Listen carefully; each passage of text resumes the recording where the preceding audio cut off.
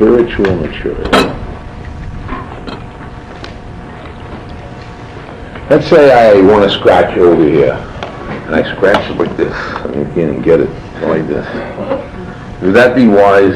Say you want to scratch, you scratch like that. How do you scratch like this? How do you scratch? So, spiritual maturity would be is to know what you want and how to get it in the right way, in a matured way. Most people may want something, but they go all kinds of crooked ways to get it and they never get it usually. Now let's talk about Avraham Avinu. Avraham Avinu, well, there's a question of what would a 10 test. Let's say the last test was Akeres Yitzchak. Okay. And so what was the story of burying his wife then? What was that? Are you with me? We made a whole we already wrote out the whole thing already. And then we have what Rabbi Yonah holds is the last test. Okay. Whatever it is, let's talk about it. Let's say you already passed the 10 test. And you reach a spiritual maturity. And now we have, how does a spiritual mature person get it? And what was, if it was a test or was not, what is the factors that are involved in buying the land for his wife? And what did he actually realize in life? What did he realize what happened?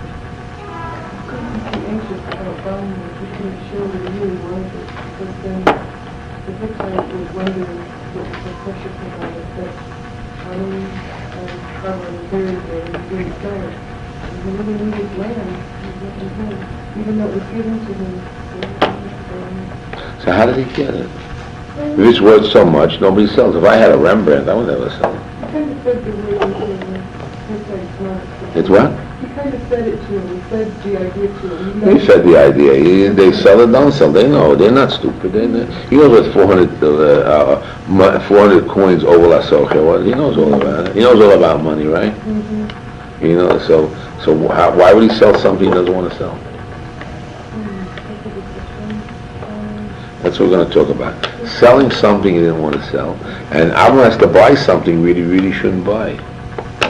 He should get it free. Right? So he's buying something he really shouldn't buy. And he's selling something he really shouldn't sell. And it all happens. Right?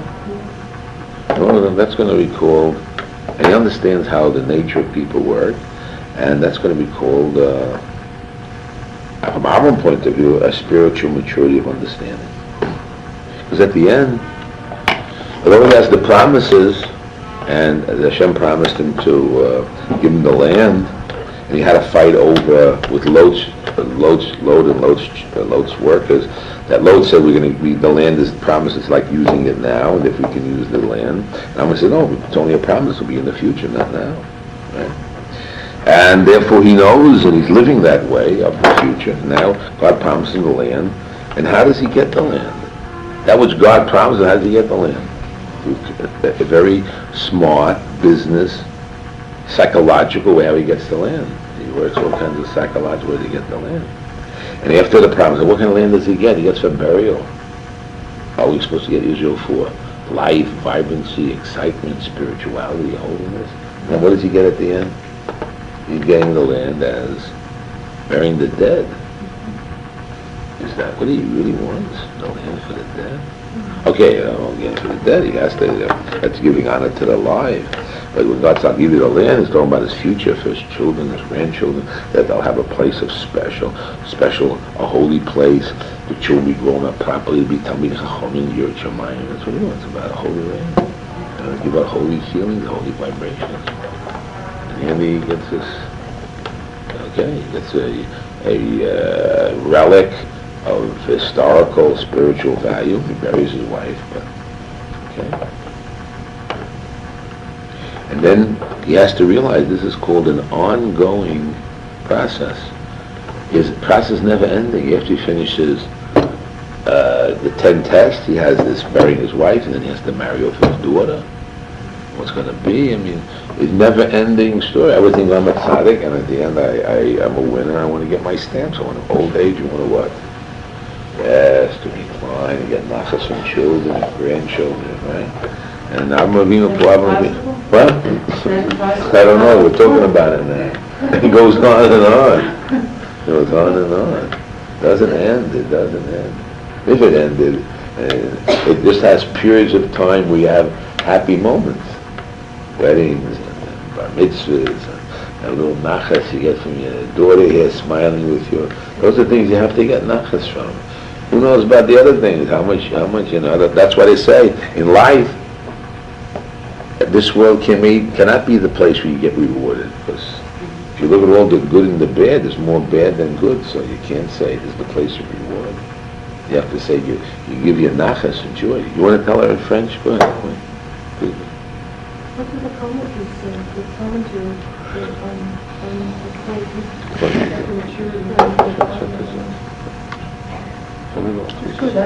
Good. We're going to talk about the commentaries, but that's where we're involved in.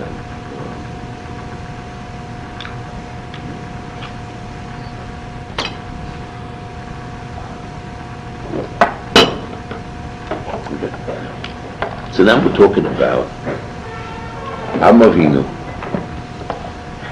He wants to get this land to bury his wife because it's very special. Can I just say something about that? Getting old. So lately, a few people have said to me, that they just couldn't imagine running after a 1-year-old and dealing with this and stuff anymore. They just couldn't imagine it. So is it true that there's a certain age where, let's say, you're not made for it anymore, you don't have the patience, and that's normal. Or you're supposed to be. But then Hashem gives you what you can handle, but isn't there a certain point where it's like you do have a certain amount of pace? I mean, you have other problems, but a certain amount of physical quiet. That's not called physical peace and quiet. No, I mean, you maybe have other worries and other things, but it's not on the level that at a certain age you couldn't do what a younger person does. Yeah, but the only son as an older person is not concerned of a young person. There's no nisyonos. Everybody gets nisyonos according to where they're holding in passages of life. Right. And each passage is another world. And you can't say young is different than old and old is young. Each one has their own. It's not, and you can't say, well, it's easier old and young or easier young than old. You can't say that. No.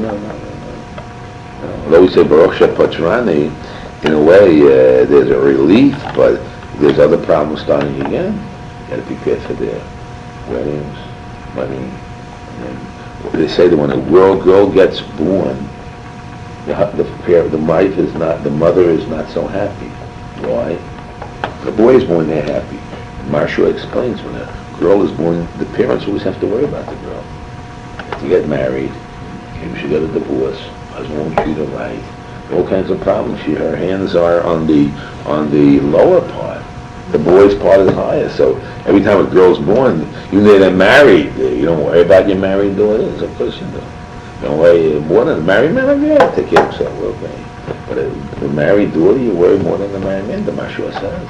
So the worries are not, maybe in a certain sense, different, but you hope it's less in a way, but sometimes it can be more, Thank God there's not more, it's less, but it could be more. I mean, I don't want to speak too much, but everybody has their nisyonis and their test and their way. You know what I mean? So you can't say that. So that's what really what Avraham was facing. What was he facing? Now he reaches the 10. I wanted to see the other way. He now finished the 10 test. And what does he get involved with now? How many problems? Problem A is how did he bury his wife? Problem B, how did he marry his daughter? That's also worrying. His son. That's what's up. He's giving over to Eliezer. He told him what to do. Who says Eliezer will follow? And who says Hashem how to make miracles and all that would happen, right? But it's not. It says righteous people are always busy. Those are the problems, not What? Those are problems, but not tests. I know. No. The 10 tests mean that when the Almighty created the world, He created the world with 10 statements. And each test was to reaffirm one of those 10 statements. After you have the 10 statements in the world, already is, now there's other things in the world. There's growth, that's what I said, the maturity, that's what I said, the maturity. He's already matured. Now how is he actually, when he already passed the 10 test, how is he actually matured in a proper way, and all around to be coming out straight in a total way. When he comes out straight, he's buying the land. Now we'll explain how he buys the land. Okay? We'll talk that way. Look.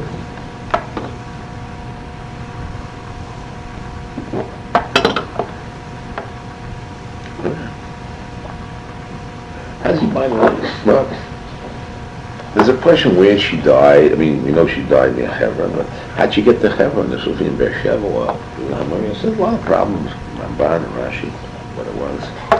But some of Farshim said he kept it near Hebron because in case any one of them would die, that they would be able to be buried in Marsa Machpelah, and he planned on it. And he gets to speak. And how does he go? It's a very clever, manipulative thing that he does. He says, ger v'toshav. So make up your mind, either you're a ger or a toshav. Make up your mind. He says both words. Why both words? Because any way you look at it, you hear what you want to hear. Ger, toshav, ger and toshav. What is he saying? So he used words that were slippery, that would be taken all ways. And then he brings everybody together, which just means a social value. We talked to the man. And he knew about Ephraim because he said, please let me introduce me to Ephraim. He already did his research who owns the land, and they say he one time went there when he was young running after the animals, and he found that was Odom Vachava there. So he knows all the stories. It's not like he's like a person just coming in, I need to bury him, I'm wondering. He starts off as wondering what I need, as if he doesn't know what to do. And they say, oh, of course, you're the greatest of all, you're the greatest person, you're like Elohim, this great person will give you anything. They had no intention of it. What do? Well, they bury it, and when you bury the person, they, after a period of time, just take the body out and they resell it again. Or they do it again. It's only a temporary position by them. And even by the Moabites, what do? They put the people in the cave, they wait a time, they take it out, and they put new people.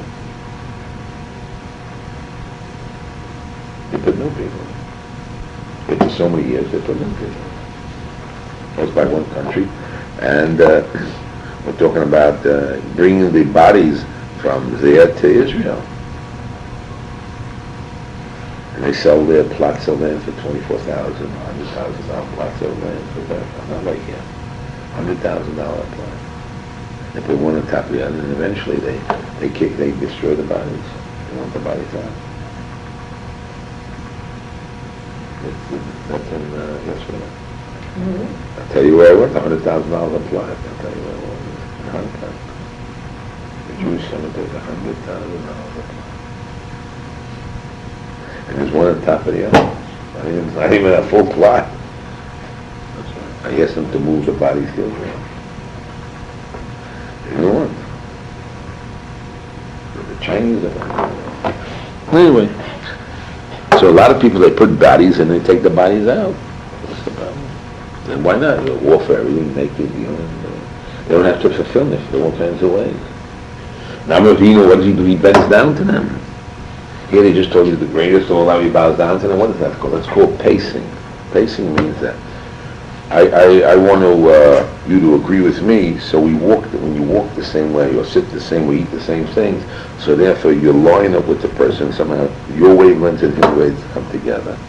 And then you're able to do business. That's what they do, eating in a restaurant. Eating in a restaurant is called pacing. Pacing means that you do something with him, what he does, and they feel off guard, and they get closer together, and then you're able to talk your business to him. If you agree, he bends his head, they call him great, and he goes, you're great.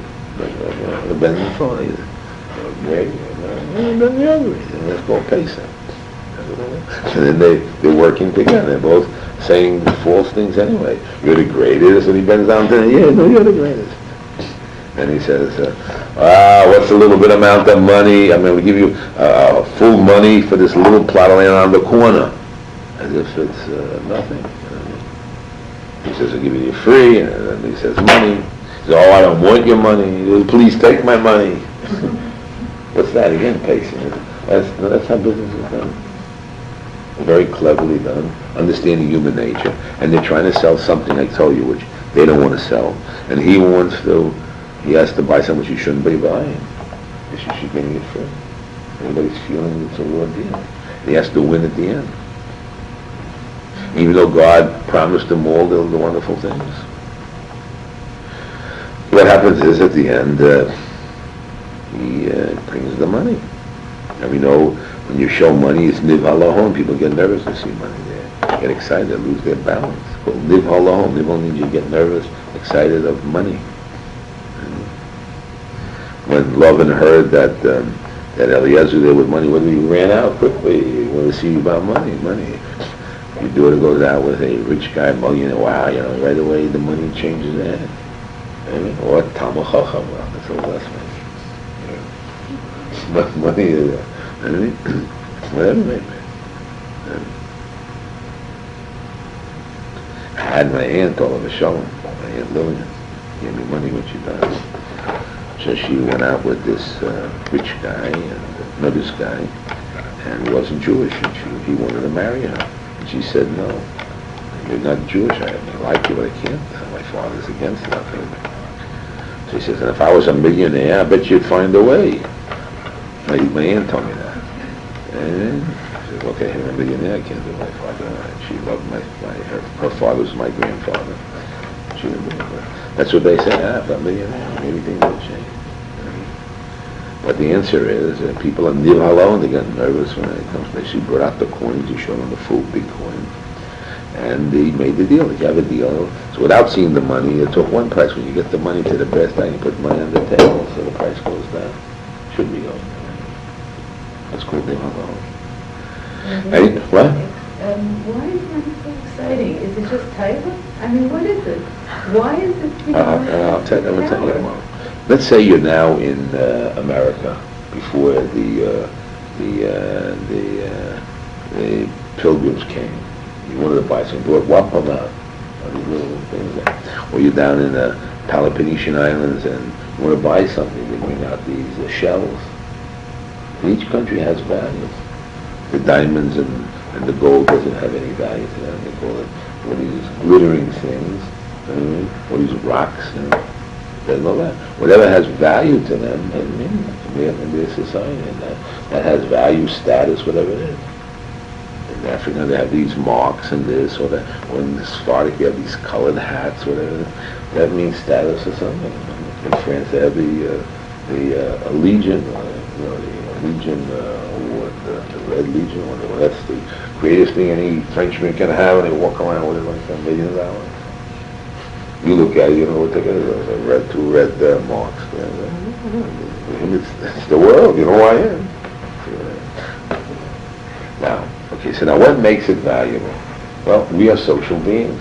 Therefore, socially, it's been accepted, drummed into our head that this is valuable and important. But per se... Enjoy things? No, we know, because it's all the society, because it's all involved in it. It's all involved. Society accepted, you hold it back, people hold it back. Yeah, I don't want, I don't care, okay, good. So you're defying society and people, and at the end, who says you don't hold it valuable either? You just said you don't want. So you're making fun of it, whatever reason it is, who says you don't hold it back?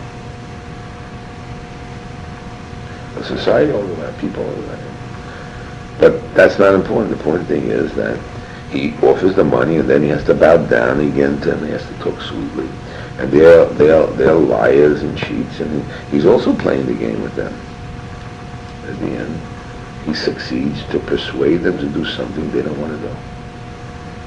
It's called hashichun, it's money. And what's it? Wisdom, and bowing down and speaking nicely. Now, why that should be after he's already won out? He's already won the 10 tests, or this is the last test, either one.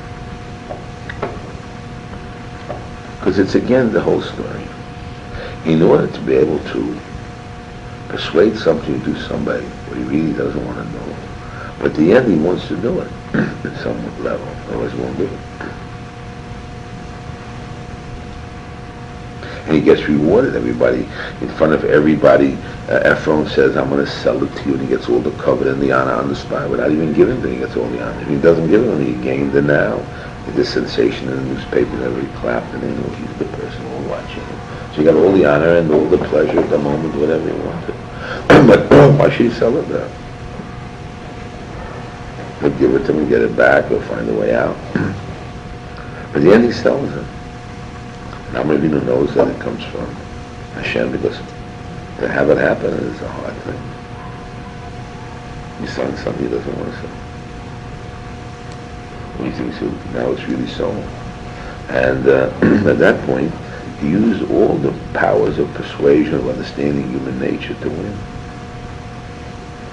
What does that mean to me? It means like this to me. That Avraham was a very clever person, understanding, but a God-fearing person. He didn't hurt him. He had to have at the end the total will of Ephraim to do something he didn't want to do, and he didn't give the full will. Now let's talk about ourselves. Let's talk, what did Avraham do in his lifetime? Well, people came into his tent. They believed in idols, wrong things, misplaced ideas of God. And he turned them around to believe in God. And they came out like a machine. We put in raw meat, mix the machine up, and out comes these hamburger patties that are all ready to the hamburger sandwich. They come in raw. He turns around, they're eating and talking.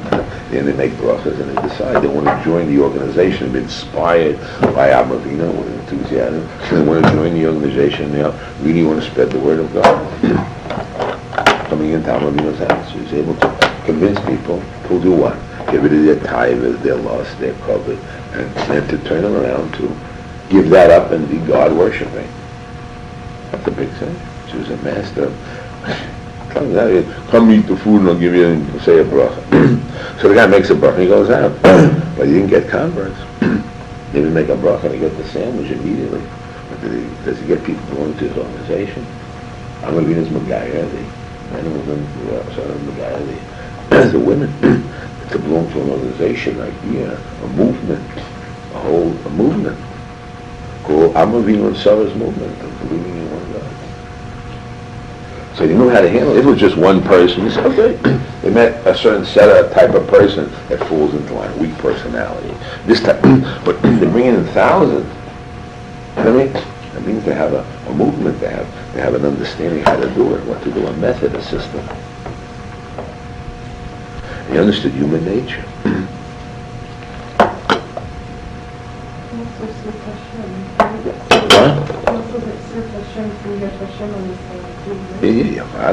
But he still has to do things with wisdom, and he don't.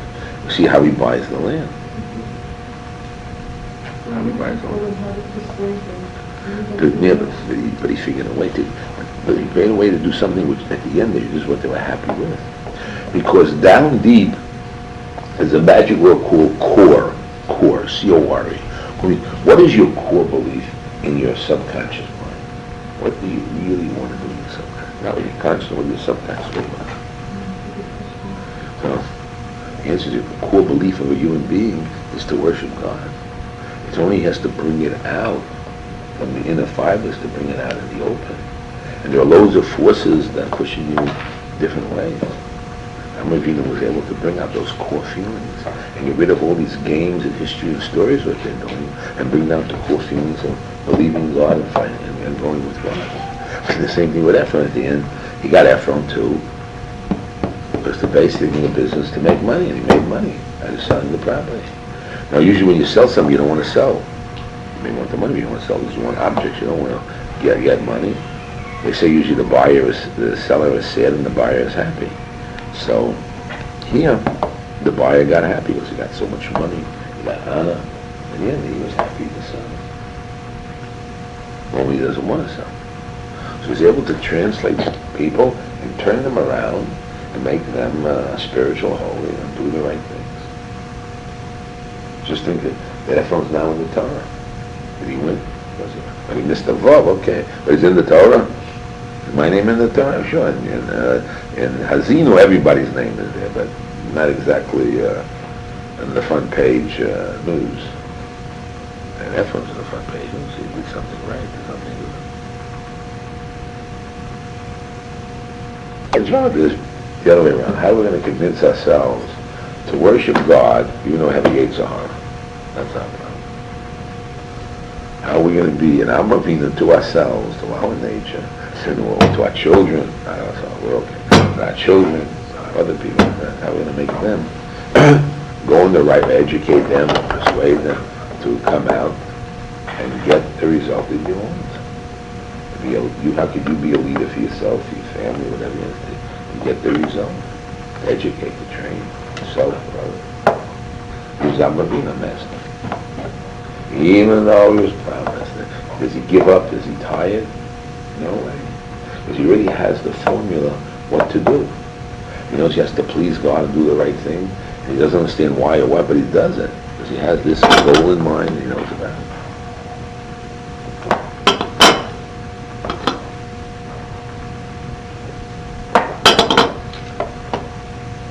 Yes?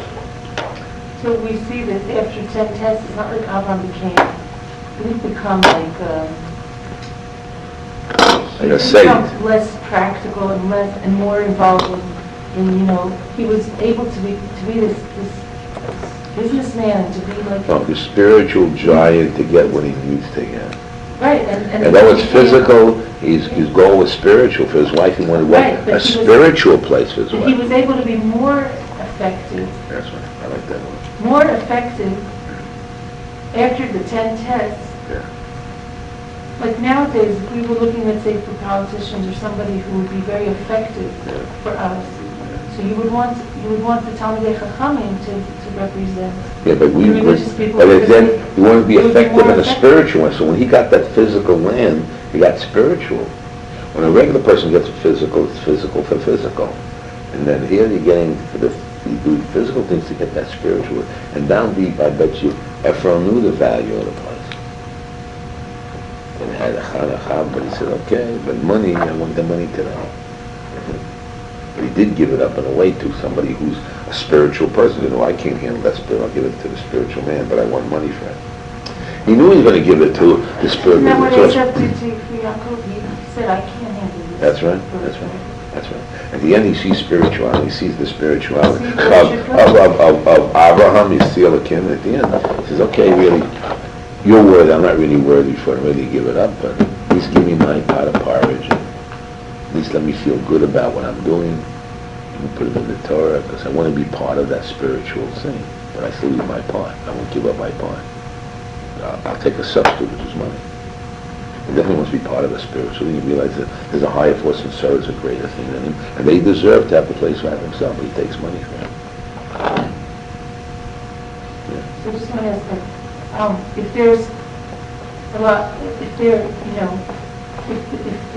we reach that level, if we reached high levels, so then the world would say that, of course, we should have Jerusalem and Israel and these holy places, because they would say, we're worthy for it, and they're not worthy for it. But since we are like worse than the people, you go to Knesset and they do all these things, and we're low life, so then, low life, why shouldn't I get it? Why should you get it? Right.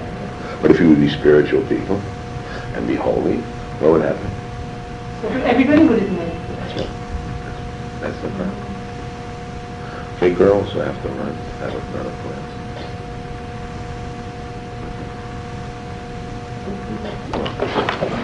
Ready? I must run.